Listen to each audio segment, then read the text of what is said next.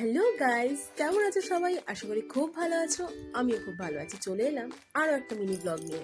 So আজকে যেটা share করব সেটা একটা সারপ্রাইজ, মানে আমাদের সাথে ঘটেছে, মানে আমার হাজব্যান্ডের সাথে ঘটেছে এই সারপ্রাইজটা।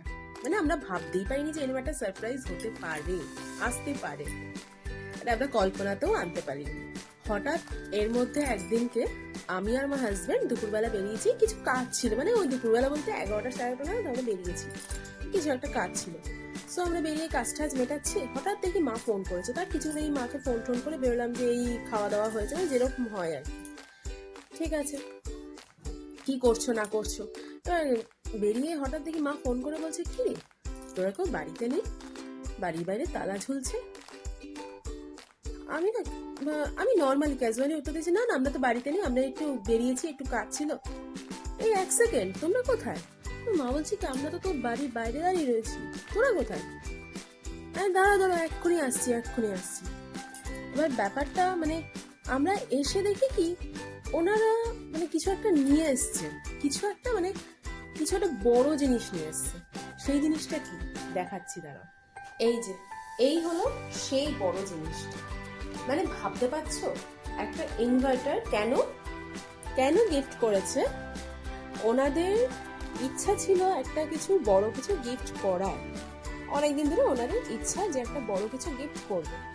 এবার যথারীতি আমাদের জানুয়ারিতে অ্যানিভার্সারি চলে গেছে, তো এটা মার্চ মাস চলছে। এবার মা বাবার না, আমি ওই বাড়িতে গানের ক্লাস করাতে যাই, তখনই দেখি মা বাবাই বলে কি, ইস তোদের কোনো গিফট দিলাম। ঠিক আছে, তোমরা তো সবসময় কিছু না কিছু গিফট দিচ্ছ, বেকার একটা জিনিসও দাওনি, তাতে আছেটা কি, কোনো ব্যাপার নেই। আর এটা কোনো ধরার মধ্যে পড়ে না যে তোমরা দাওনি গিফট, তাতে আমরা কিছু মনেও করছি না। মা যে কি কিছু দিলাম না, মা বাবার মন ভাবতে মানে বুঝতেই পারছো। এবার হট করে যে এরকম একটা সারপ্রাইজ পাবো, মানে আমরা জাস্ট অবাক। এবার আমরাও না অনেকদিন ধরে ভাবছিলাম যে ইনভার্টারটা নেবো। এবার গরমকালটা পড়েছে, মাঝে মাঝেই কারেন্ট চলে যাচ্ছে, খুব গরম। ঠিক আছে, নেবো করতে করতে বোঝো একটা মানে দারুণ একটা সারপ্রাইজ। মানে সারপ্রাইজটা না, আমি এত আনন্দ হয়েছে, আনন্দটাও তোমাদের সামনে প্রকাশ করতে যে এতটা আনন্দ হয়েছে, মানে ফাটাফাটি একটা সারপ্রাইজ পেয়েছি। মানে একটু দেরি করে হলেও দারুণ একটা সারপ্রাইজ পেয়েছি, এটাই ছিল তোমাদের সাথে আজকে শেয়ার করার। মানে বুঝতেই পারছো, একটা মানে বিশাল বড় একটা সারপ্রাইজ সেদিনকে পেয়েছিলাম, কিন্তু সেদিনকে এতটাই মানে আনন্দ, এতটাই শকড হয়ে গেছিলাম সারপ্রাইজটা পেয়ে, মানে ভাবতেই তো পারিনি না এত বড় একটা সারপ্রাইজ পাবো। ওই দিনকে আর না আমার ভিডিও করার কথা মাথাতেই নেই। সো পরের দিনকে আসলো ইনভার্টারের লোক, সব সেট করে দিয়ে গেল। ওই দিনকে কিছু ভিডিও আমি করে রেখেছিলাম, মানে মাথায় ছিল, হঠাৎ করে মাথায় আসলো, আরে ভিডিও তো করতে হবে, তোমাদের সাথে শেয়ার করতে হবে। আর এটা হলো আমাদের অ্যানিভার্সারি দিনের ফটো। এই দিনকে সেরকম বড় কিছু প্ল্যান ছিল না।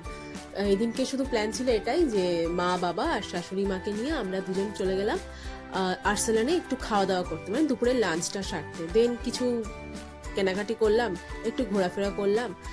এই ছিল আজকে ভ্লগ, তোমাদের সাথে দারুণ একটা সারপ্রাইজ শেয়ার করলাম। ভালো লাগলে অবশ্যই সাবস্ক্রাইব করে দিন আমার চ্যানেলটা। টাটা।